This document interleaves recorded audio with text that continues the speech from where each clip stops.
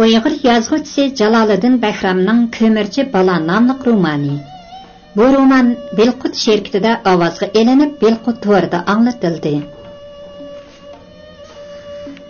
Meningcha, tug'liqni o'ldirib, dedi turdi Hasan past ovozda. Daryo atrofiga ko'mib etinglar. Bog'lab daryoga tashlagan bilan baribir suv jasadni qirg'oqqa chiqarib etdi ekan. U chaqda bo'lmaydi. Ular yo'qab ketgandan keyin xol oyozlar cho'qim saqchiga ma'lum qiladi.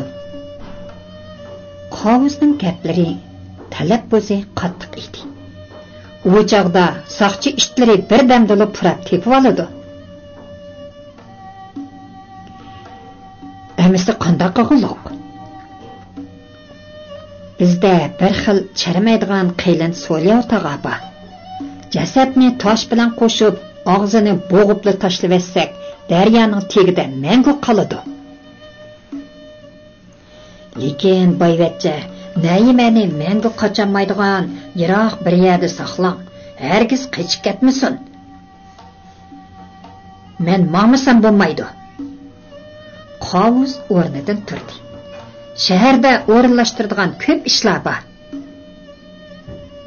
Bu qaytimqi harakatga yana o'zingiz qatnashamsiz? Qatnashiman. Qovuz satli hijaydi.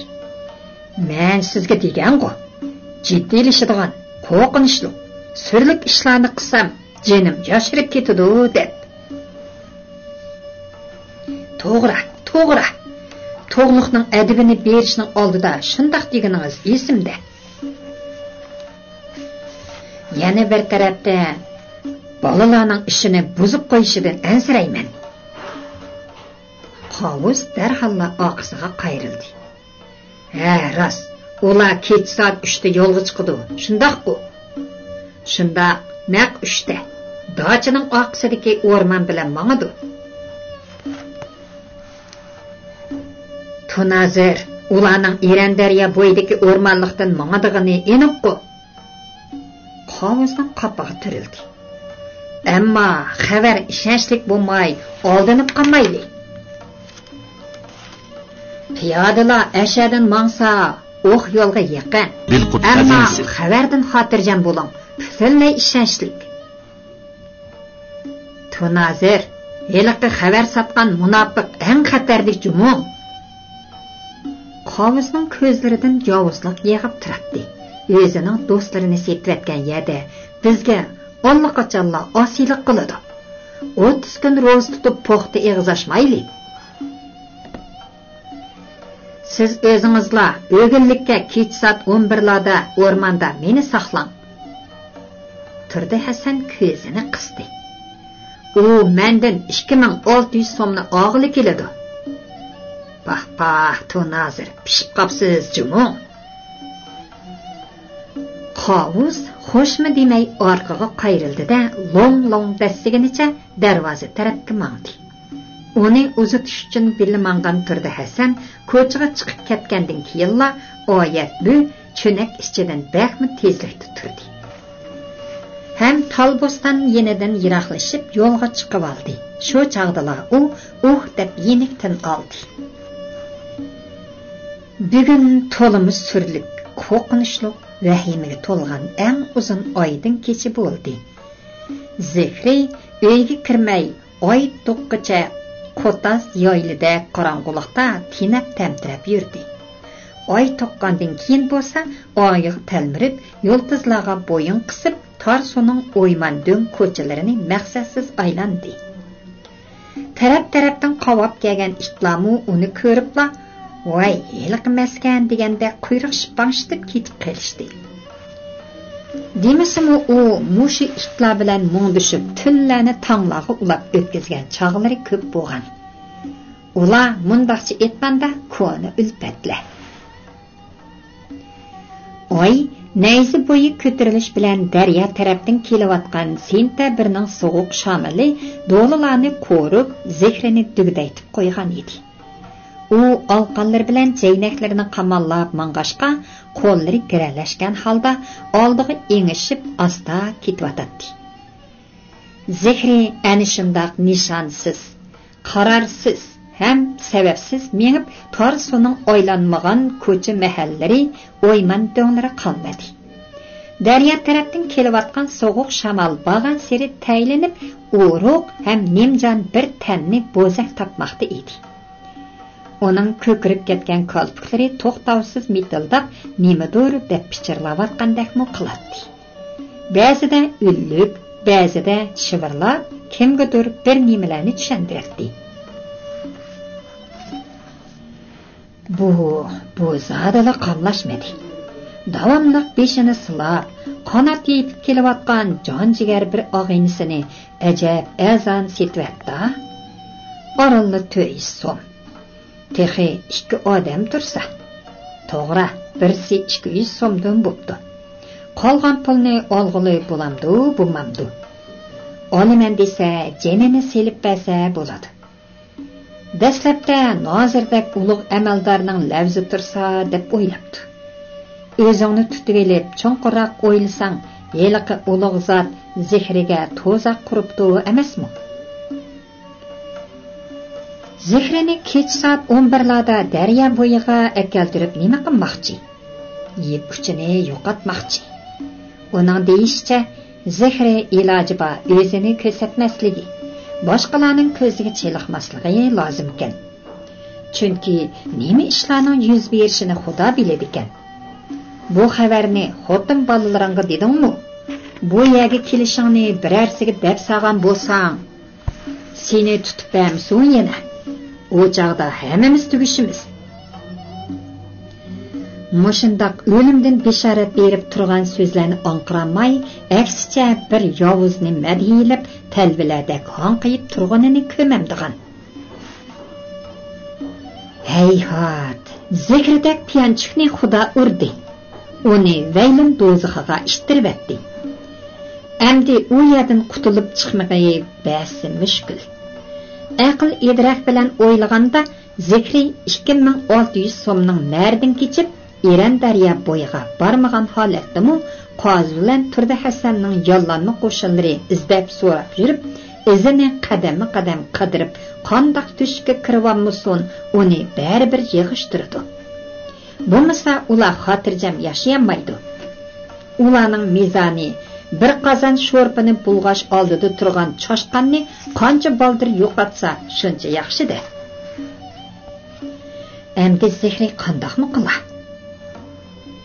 Vay bo'ptilar, baribir bir o'lim-ku deb o'zini bazlab boqqan bilanmi, kimlardir uning yuragini mujuqdab siqib, qani ko'rib boqayli. Buningda qanchalik pasqinchilik ham razillik zardablari bor ekan. Davatqanda qiladi. Ras, uning yuragi yurak emaskan.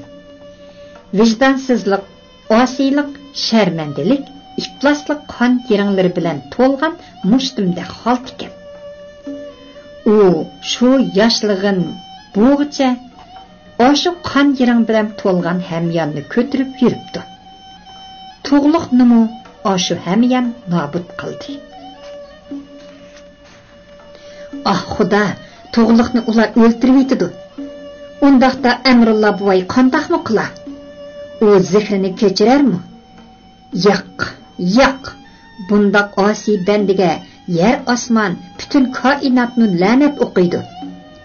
Oningdan ko'ra qovuzning lushchaklarini kutib o'ltirsinmi? Ah Tangrim, mendek bir ozg'un bandanga shafaat qo'llaringni so'z. Qilgan tavbalarimni maqbul et. Men dunyoda eng nejis, diyonatsiz bandamman. O'zimning yaqin do'stimga tuzko'rlik qilib uni sotdim. Qarigan chig'ida Amrulla buvayni yetimlik, tanholik giryonlarida sarson qildim.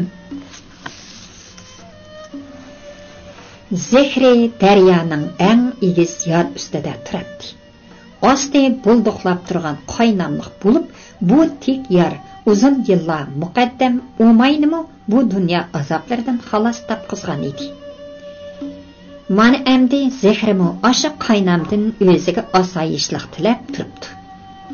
Birdalla daryo shavqinlaridan do'stona hozirli to'st, ulgurisan degandek bir sada keldi. Zehri öz uvisiga aldiravatgan oyga, yulduzlar qoplagan ko'k osmonga qaradi-da, "Xudo, meni kechir" degenicha mahallaga yugurib keldi. U tug'liqning qorasiga kirganda o'g'lini uzitib qo'ygan Amrulla buvay kavu barang tegidagi supada beshini tuvan sog'an holda rukuda o'tirdi. U tug'luq ham Naimaning safariga oq yo'l, ishlariga asoyishlik, turmushiga baxt omad, muborak tallariga omonlik tilab atadi.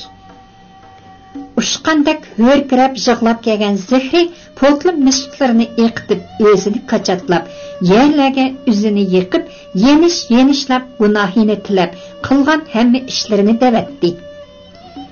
Buvay tizlarini quchoqlab turgan Zehrini birli tepib orqaga o'rvatdi-da, ushqandak ot eg'iliga kirib ketdi. Bu chaqda iymonidan ozgan bir arvoh kulangisi daryo tarafga huvlab ushqandak ketib-atdi. Amrulla buvay ko'p bo'z otni qamchilab yo'lga chiqqan mushu paytda xotini xol ayning qishida o'ngdisiga yotgan turdi Hasan jaynaklarga beshini qo'ygan peti tashvishli xayollar patqiqiga patgan edi. U bugun tushda qovuzni yo'lga selivatgandan keyinmi uningdagi jiddiylik zodili pasaymadi. Nurg'unlagan ko'zlar uningga tikilib turgandek. Beg'ubar 2 yoshning qotili. Mas'ud faxr misollarni o'ltiribmi, qonmadingmi? Butun teningdan qon puraydi. deb qo'lini shiltayotgandek teni shirkinib yurdi. Xuddi unig'anga yo'nagandek kashga yaqin saqchi idorasining muavin boshlig'i Mahmud Ziyo o'ylig'i usibli kirdi. Turdi Hasan uni uyga boshlab edi, zodali unimadi. Men mashadillik qaytay. Saq demoqchi bo'lgan gaplarni telefonda degili bo'lmag'ashqa mashinam bilan keldim. Ko'p hollarda bundaq anzila, xato yoki to'mat bo'lib chiqadi.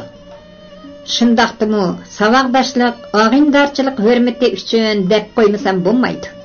Seni Urumchiga yo'lab opirish haqida yuqoridan odam kep bo'ldi.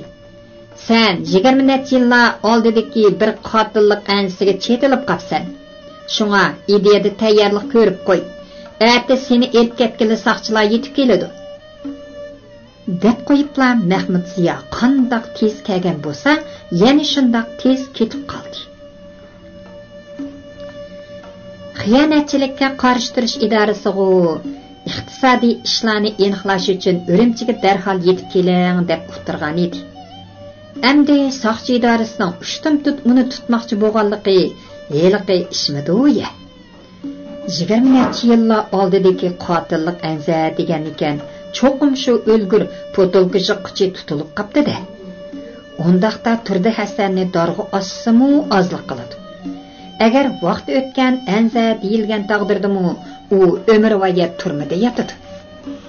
Ko'tiramasang sangiltival degandek iqtisodiy jihatdagi shaltoqni qandoq adolashni bilmay turganida futqib putlashib nerdan ara paydo bo'ldi bu balo qaza. Bu zodi nima ko'gilik? Qandoq qabahatlik tush. Turdi Hasanni Faxrnisa, Mas'ud, Umaylarning qisosi tutvatamdu nima? Hofizlarning yondirib ko'rsatar palak har amalni ko'zingga, g'ayriga qilganingni qilgan bo'lursan o'zingga deb hukmat etganlari beko emaskanda. Turdi Hasan deb cho'nqir tindida yong'i o'rilib hol oyga orqasini qilib yotdi. Ras, u shuncha yillar amal etg'imindi. Peshonasida huquq tojisi chaqnadi. Birariga ko'ngilda qolg'udak bo'lsa-mu, aqallisi qaramoqning qasrig'idek yaxshilik qilib baxtimi? Qimmidi emas, qildi. O'sha qilganning badiliga ba'zilari barmoqini uzatsa, qo'lining beg'ishidan uzib oldi. Yana ba'zi urg'atlar nefisini bersa, qilinini kimga bergan deb do'q qildi. Bo'lmasa xalq mushu ishni qilganing uchun deb yeb oshqidek haq berdi. Haydariga Yazğıcı şairlarning, poraxo'rlarning ko'nglidek qop-qorong'u kechilar, poraxo'rdan insof tama qilish lahatdan nur tama qilgan bilan baravardur deb tasvirligini Turdi Hasan ham Hasan turdidaklarning qora niyatiga o'qigan nafrat g'azabi ekanda. Ular hukumatni qoqti-soqti qilib vojisa, hojatmanlarning yonchiqini qo'lisa, namrat yo'qsil demay tama bilanla kunlari o'tsa, tova o'lmaydigan odamlarmidu ular.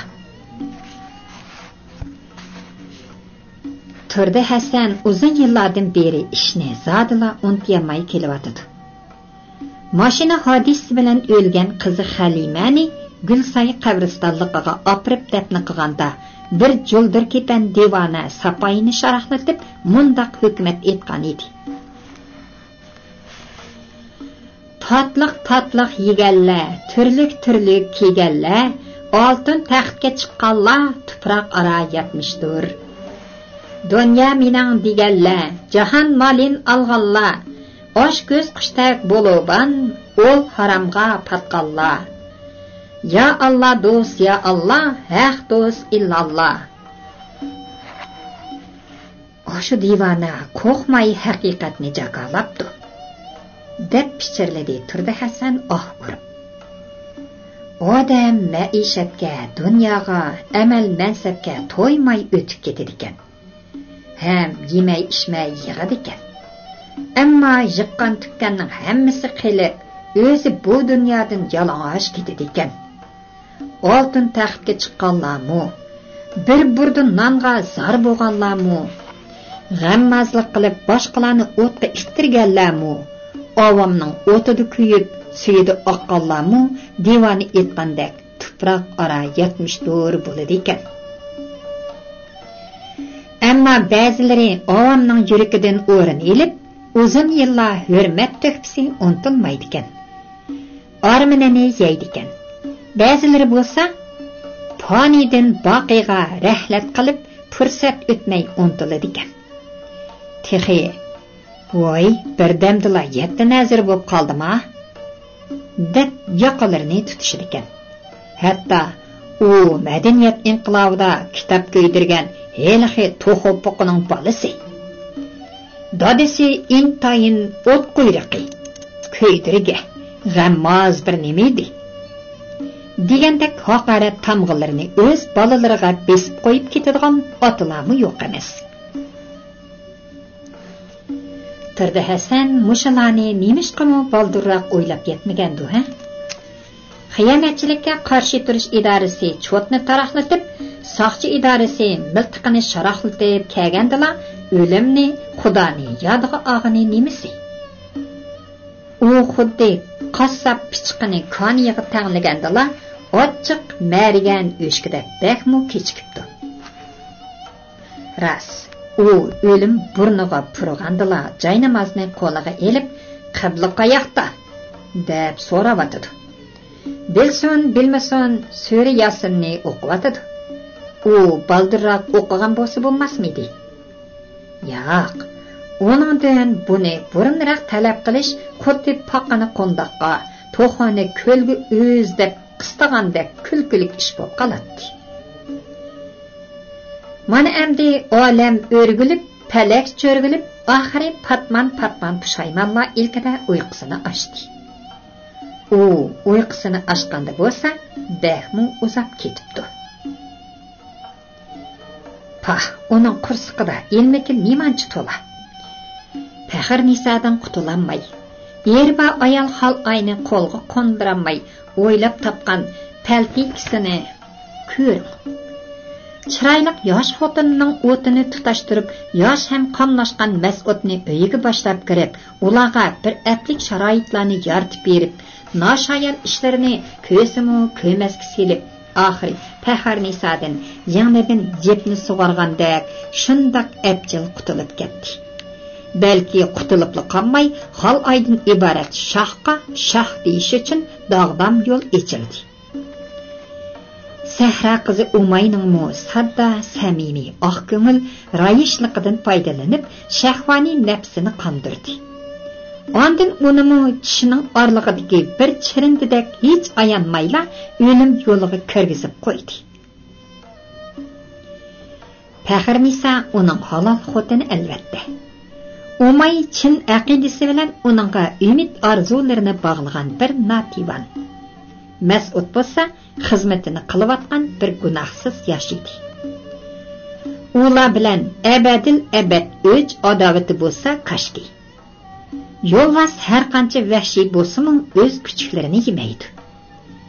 Ajaba turdi Hasanning zuvulisi do'zaxning ko'lidan yo'g'rilganmi? Turdi Hasan yana cho'nqir dedi-da o'ngdisiga o'rildi. Ham ko'zining ilinib ketganligini tuymay qoldi. U tush ko'rdi. Ko'rgandimi, shunchalik oshkora ko'rdi. Uçsi yelang yolpun, puti yalang oyoq, taqir beshiga qirola qo'ngan. Otbaq saqalliq turdi Hasan zimiston qora sovuqda dir-dir titrab, o'ymi-o'y panolik izlab yurgidek. Qaysili bo'sig'iga bormasin, odamlar uni Alloh diyanatsiz kishilarni hidoyat qilmaydi degidek. Voy. To'nglab o'lib qolsam-mu, qoshqin jinoyatchini ishkiga yo'latmaydi ekan, deb noli qo'g'idak turdi Hasan. Qara, u uchrashgan odamlarning hammasi bir zamonlarda oldiga hojatmand bo'lib kelganlarmish. Turdi Hasan inaklari qasildab, putlari dirildab ketib berib, xolt ko'mir setayotgan bir ko'murchi balani ko'rib qaptimish. Uçsağa taşlanmagan el teri jovu kiyvagan bu bala kömürden gulxan yakıp o'ltirganmish.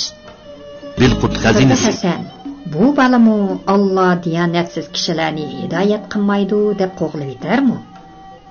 Deb o'tqa talmirib tursa, ko'murchi bala, "Keling cho'ng dada, o'tda isinib eling, to'nib ketibsiz" degidek.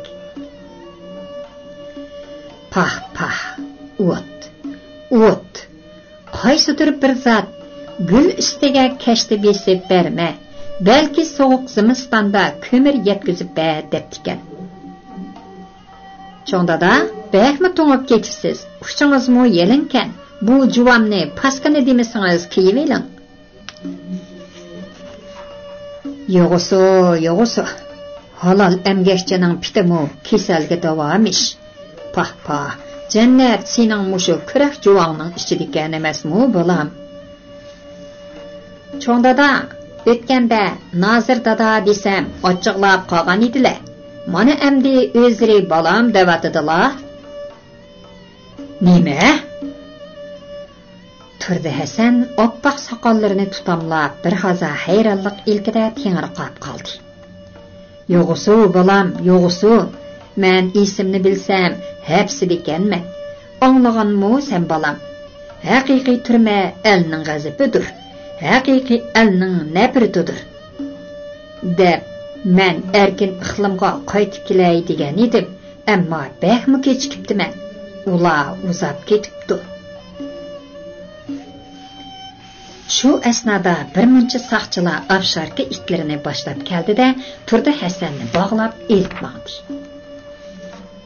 Dada deb vaqirg'ida ko'murchi bala. Men sening o'g'ling to'g'liq emasmi? O'may opam seni saqlayotdi. Yalang oyoq oppoq qorni g'arsildatib ketayotgan turdi Hasan orqasiga qayrilib o'rkirab yig'lab etibdi. Balam to'g'liq, opam o'mayga deb qo'ygan. Pat arada uning qishig'i borman. To'g'liq. Turdi Hasan vaqirgan peti uyg'onib o'rnidan chachrab turib ketdi. Qo'rqib ketgan hol aymu andikib turdi. U turdi Hasanning nima deganligini anqiramagan edi. "Nima bo'ldingiz? Qor bosgan o'xshamamdi?" dedi Xalqay uyuqliq ovozda. "Ajabmi qo'rqatdingiz?" Meni o'g'lim. Turdi Hasan yig'ilib "Dada" deb chaqirdi. Xalqay erining peshonasiga olqinini qo'yib, "Isitmangizg'u yo'qqa emas. deb qo'ydi. Ham ichida kashdan boshlab bu odam g'alatili bo'lib qoldi deganni ko'nglidan o'tkazdi. Albatta, aqlliq o'qirmanlarimizga ro'shan bo'lgan edik, soqchi idorasining muavin boshlig'i Mahmud Ziyo kelib ketgandan keyin Turdi Hasan hayotidagi kashmish, kechirmishlarini bir-birlab insof tarozisida o'lchab boqdi. O'lchigan seri o'zidan gul emas, tikan undirib manganligini, dini chechilib ketgan qo'noq shayxidek ahamiyatsiz o'tgan hayotini oydin ko'rdi.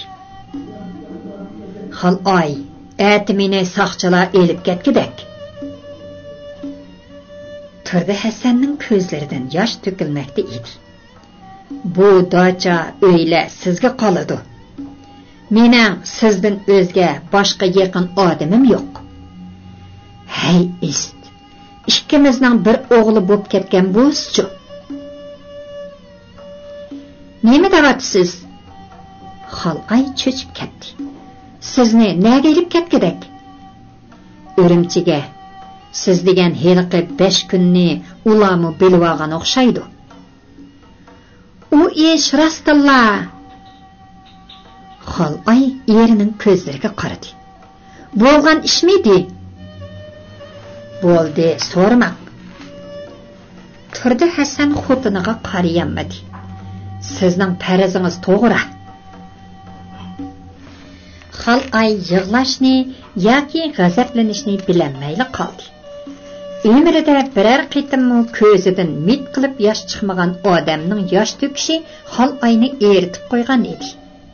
U boya qursqimdagi bolamni tushirib etib, mushu odamni kutay, qiyirgan chig'ida turmada xorlanib qolmasin degan irodaga kelgan edi. Uning bundoq ochiq-chuchuq yosh to'kishi farog'atlik hayotidan umid uzalmaganligi, kelish oldida turgan qonunning dahshatli ham rahimsiz jazosi vajidan ekanligini his qilgan Xalay uningga nafratlik ko'zlarini tikdi. Bo'ldi, uxlang. Xalay yanala uzun yillik qabinasiga tasalli berdi. Kim biladi, bu xabar rostmi, yolg'onmi? Turdi Hasan yoshlarini surtib etib qo'l soatiga qaradi. Ham shu hamon ular dochidan amdili chiqib ketibdi degan o'y ko'nglidan o'tdi. U bugun tong sahar qorong'uligida Eron daryo bo'yidagi o'rmonlikda yuz beradigan voqeani demoqchi bo'ldi-yu, lekin o'zini tutib oldi. Chunki u ko'murchi balaning oxirgi hisobda dochining xo'jayini bo'lishini asla xohlamaydi. Tush degan mengining chorchidan kelib chiqqan istixiylik faoliyat. Bir ko'murchi qandoqmi Turdi Hasandek bir nozirning o'g'li bo'lsin. Amdi orqamizga qarab azroq chekinishga to'g'ri keldi. Zikri Amrulla buvayning tizlarini quchoqlab zar-zar yig'layotgan. Turdi Hasanning bo'lsa Mahmud Ziyoning xabaridan keyin uyqusi qochgan. Mushundaq ansiz kechida oshxonada yetib qolgan oyat bo'lmi, yelkisini yoq yuragini bosgan tugman teshidek og'ir tashvishlar ichida qolgan edi. Turdi Hasan qovuzni uzitib qo'ygandan tortib, ichidan sovuq titrak bo'lishib ketgan oyatni o'tri kechigacha o'zi bilan o'zi so'zlashib, qanday qirlarini bilmadi. U oyozni tortib olgan Xalayga eg'iz ichib bir nima degisi kelmaydi. Daydisimi bu xotin eri bilan bir karvatda yotsa, nozir bilib qolmamdi. Balkim qari ko'ngil nozirmi uxlamagandir. Albatta, hamma ishni joy-joyda o'rinlashtirib qo'yib, o'zi hech nimani bilmagan, uxmagan qiyofatga kirib oldi-da. Voy xudoyim, qanday qilg'uliq. Ana chamadan ko'targan Oyaz Naimaning qo'lidan tutgan holda bog'ning oqisiga o'tib ketdi. U yerda to'g'liq ularni saqlab turgandir. Ularni hozirlar to'sib ahvolni etsa, Naima nozirning yoqisiga esilishdan yonmaydi. Undaqda dochidan Oyazdan burun men haydilishim mumkin. Qiyri opam, yetim o'g'lim man qarashliq tursa. Voy ist, Ular bəxt omad yo'liga emas, balki o'lim yo'liga ketyotidi. Bo'libmi Nayima xon qizga yomon bo'ldi. Ashu qor cho'shqining pasqini tapallar ostida tugishib ketarmi? Mana ikki gunohsiz notivanni yo'lga set qo'ygan Oyazmu bir velosipedni yetilab uyiga kirib ketdi. Bilqut xazinasi o'chirdi. Qanday qilaman? Oyat bu oshxona ichida u yoqdan bu yoqqa mangmoqda edi. U qo'llarini qoyirib barmoqlaridan qarsi chiqarib bir o'rinda cho'girlatdi. Uning ko'z oldida qonga melinib yotgan to'g'liq. O'zini daryoga tashlagan Naima paydo bo'ladi-da, barmoq o'g'irlarini tishlaydi. Oxir u palampaylardan paypiq bilan tushib, oldirab tinab Oyazning uyi oldiga keldi. Oyat bu ishni chekishdan ilgari terisida turgan so'l ko'ksiga alqanini qo'ydi. Chunki u yuragi o'ziga anglangandek urvatadi. Oyazga, Oyazga! Oyat buning ovozi yig'lamsirab chiqdi. Ishni tez iching, odam o'lyapti. Ishik echilib, uchsiga ko'nglik yipinchaqlagan Oyazning kang ko'krakdek tuksiz gavdasi bo'sig'ida paydo bo'ldi. U qo'rqib ham jaloqlab titrab turgan Oyat buning qo'lidan tortibla uyiga akirdi. Ammo Oyat bu qo'rqib ketganlikdan bir haza gap qilolmadi. Oyat bu sovuq choyni ichib oling, qo'rqmang. Oyaz uningga bir china sovuq choyni ichirib etdi. Men qishingizda, qani nima ish bo'ldi deng-a?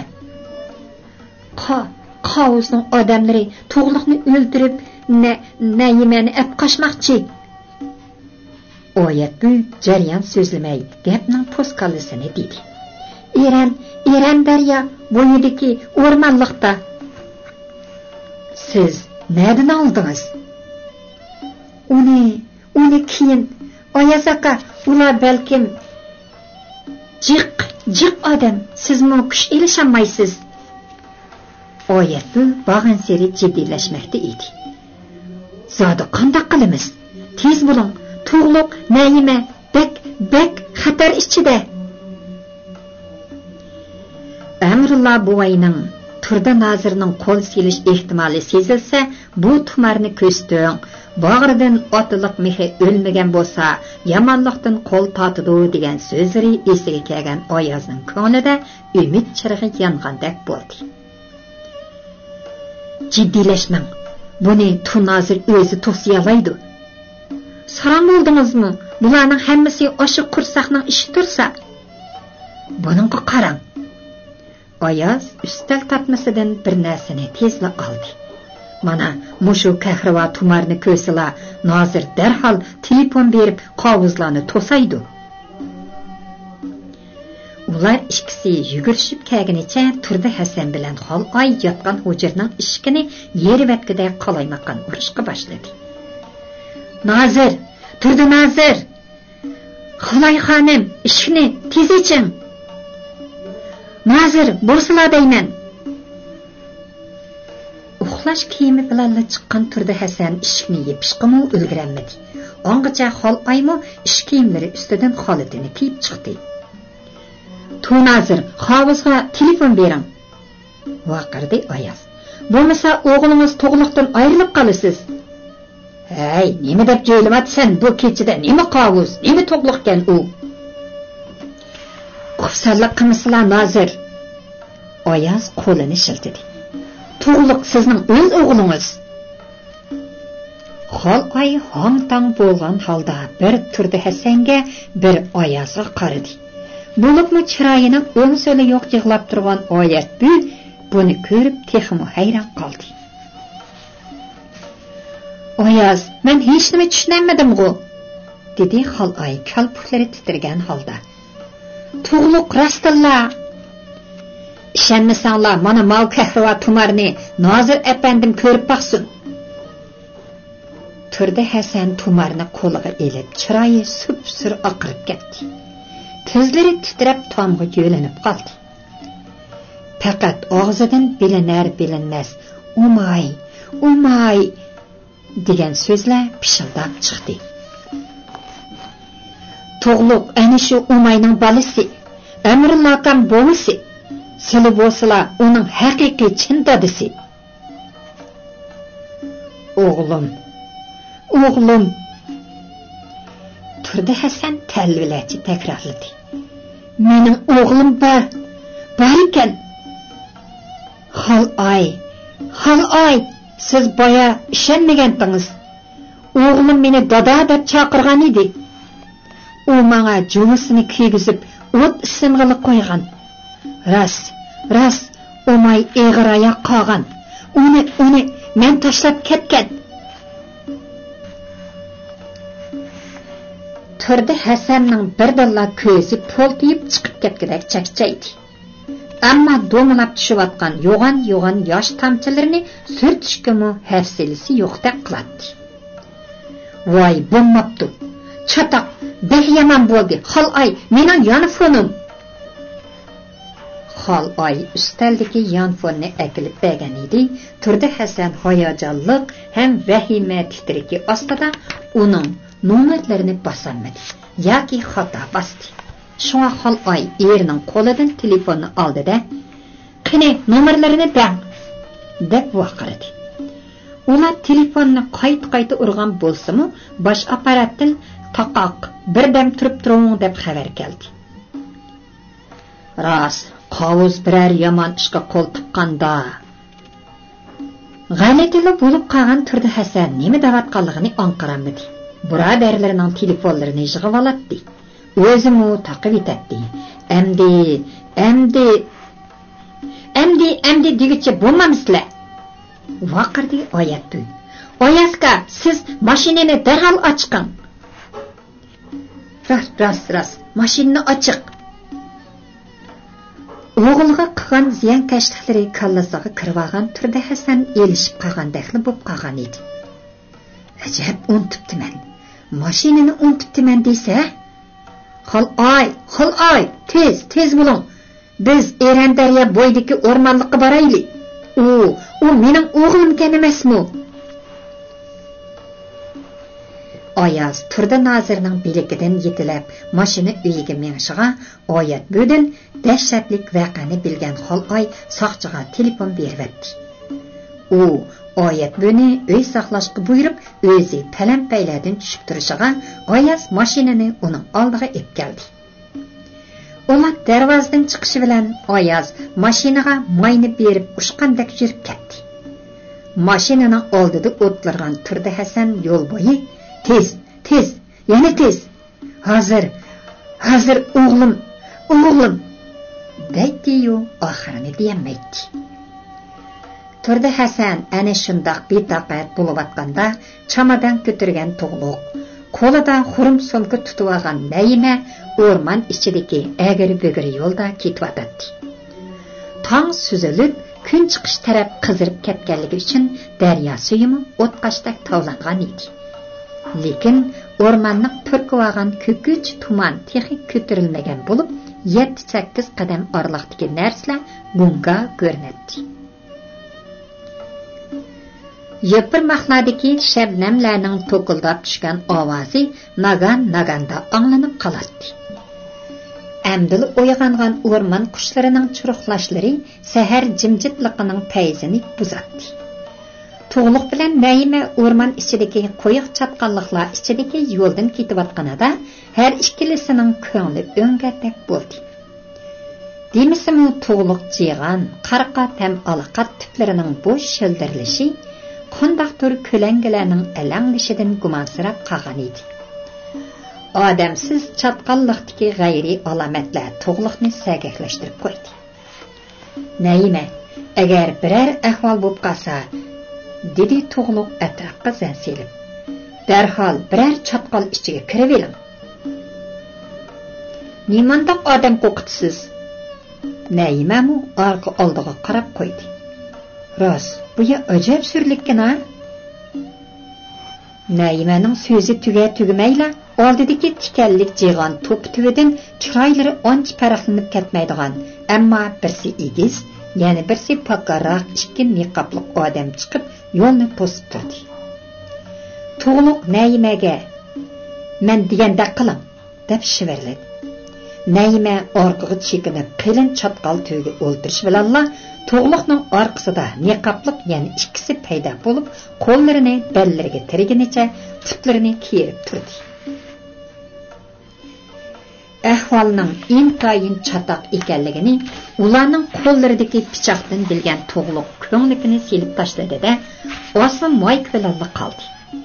Agar birinchi qatimga elishishdilar, oldidagi ikkisini harakat iqtidoridan qoldira olsa, eng bo'lmaganda birsini bo'lsa-mu yordar qila olsa, orqadagilaridan ansirmisi-mu bo'ladi. Chunki ular qo'noq shehidek o'riq bir nimalar edi. Ammo oldidagilarining sal egizroq ham g'olluq, ammo burni panoq birsi xeylili pishqan mushlashchada ko'rinadi. Uning yenidagi taqirbosh bo'lsa, sherikidan jo'g'i kichikroq bo'lsa-mu, badani tosh to'qmoqdek ching ekanligi bilak muskullaridan bilinib turadi. Sizlarga nima kerak? So'radi to'g'liq odatdagidek talaffuzda. Chamadonda kiyim-kechakdan boshqa narsa yo'q. Agar pul desanglar, men boy savdogar yoki shirkat xo'jayini emas, oiladagi dehqon. Bizga sening kiyim-kechgan puling kerak emas. Panoq luchak vaqirgancha shiddat bilan etilib keldi. Sening jining kerak. To'g'liq shartli o'ltirilishi bilan panoq o'zini to'xtatib olmay mollaq otgancha orqaga guppida yiqildi. Fursatni g'animat bilgan to'g'liq uning biqiniga oq-oqini chikkini tepgan edi, u injiqlab tinolmay qoldi. Ammo taqirbosh etilib kelgan edi, uni bir pashvo bilan inek ostiga urib tikli tushiribdi-da, chaqmoqdek etilib kelib, uning gajgisidan qamallab, so'rigancha dubdarxining g'oliga shundoq ustirdiki, gus qilgan ovoz bilan tang daraxt shoxlari shaldirlab ketdi. Bu daraxt Naima yoshirangan chatqal qishida bo'g'lashgan, beshi yerilib qon bulduqlab chiqayotgan bu ablah Naimaning ko'z oldida to'lgan vaqti edi. Bu asnoda orqadagi ikki o'riqning qizil maykilligi pichqini birlashiltib to'g'liqning murisini tilibatdi. Qora qo'yiq mushishish boshlanib ketdi. O'rnidan injiqlab turgan panoq g'azab ochig'ida pichqini qolaymaqan shiltib yurib, to'g'liqning yuzini tilib belikiga tiqibdi. To'g'liq bir mush sağan edi, uning so'l ko'zi shu hamon tuxumdek ishib, bir ko'zi yumilib qoldi. Ammo dastlabda pichoq urgan qizil maykiliq o'riq ularning elishayotgan fursatidan foydalanib, to'g'liqning yo'rtisiga pichoq tiqibdi. Uning pichoq tutgan qo'lini beg'ishidan qopli tutib olgan to'g'liq birli qayirib pichqini uning bo'yniga xeyli bakla tiqibdi. U bo'ynini tutganicha dahshatli chirqirab o'tloqqa do'mil tushdi. Amdilikda kuchdan gurib panoq bilan yana bir o'riq qolgan edi. O'riqi sal ehtiyotchanmi o'zini tutqizmaydi. Shundoqlab behuda etilib kelmaydi. Bu chog'da bir qo'l Naimaning chechidan qamallab turg'izdi. "Chechimni qo'yib to'ng'iz. Sana o'yin ko'rsatib beray deyman." Qovuz Naimaning chechini qamallagancha uni ittirib taqirbosh dum yotgan ochiqchilikqa ochiqdi. "Qara, ko'murchi oshnang nima bo'lib ketgan?" To'g'liqning murisi, beliki, yuzi ham yo'tisiga pichoq tekkanlikdan butun badani qip-qizil qon uyutmasiga aylanib qolgan edi. U shundoqdimi orqasidan dumbisiga pichoq urgan o'riqni tutib olib, jon yeriga birni tepgan edi.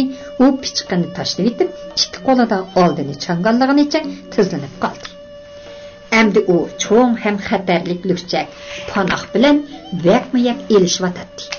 İkisi quchoqlashib u tarafdan bu tarafga yumilinib yo'ldan chiqib ketdi. Panoqning ostida qolgan to'g'liq yanada turgan qonliq pichoqni ko'rib qoldi. Bu o'zining bo'yniga kirib ketgan o'riqning pichog'i edi. Qo'liga pichoq tushgan to'g'liq chechi qovuz tarafidan qamallangan Naimani ko'rib qoldi. U g'azablik bir vaqirganicha ustiga minib olgan panoqni irg'itib tashlab ostiga besib oldi. Buni ko'rgan qovuz qo'qqanidan Naimaning chechini qo'yib etib, shippida to'g'liq tarafga mangdi. Panohning hayoti xavf ostida qolgan edi. Onunğa bir ish bo'lib qolgan taqdirda qovuzmi tirik qolmaydi. Tug'luq o'tganki bilan qo'shib bir yo'lila ant qisosini oladi. Amalsiz o'ngda yotgan bemordor Panohning holini ko'rgan qovuzning ko'zlari chiqib ketayli deb qoldi. Demasimi, tug'luq qo'lidagi pichqini Panohning qoniga taqvagan bo'lib, uni bo'g'izlab etishga madori qolmagan edi. Chunki Panoh tug'luqning pichoqliq qo'lini tutib olgan edi. Bu halqiliq paytda jini halqumga kelib qolgan qovuz g'ilab bilan ishdan yonchiqoga selib olgan pichqini sog'irib oldi-da, tug'luqning orqa tarafidan biqiniga urdi. Qo'rqib titrayotgan Naima tug'luqning elang-silang bo'lib, qo'lidagi pichqining tushib ketganligini ko'rdi-da, ko'ziga hech nima ko'rinmadi. U yelimi beshidan qon jamrab chiqayotgan taqir boshning seriq tush dastlik pichqini elib, ikki qo'lida siqimdigancha ushqandek kelib qovuzning orqa tarafiga naq yurakka udillab patirvatdi. Belqut şirketida ovozga elinib, Belqut to'rida anglatilayotgan Uyg'ur yozuvchisi Jalolidin Bähramnىڭ Kömürçi Bala nomli romanini bugun mushagacha anglatdik. Davomini atiki anglatishimizda davomli anglatamiz.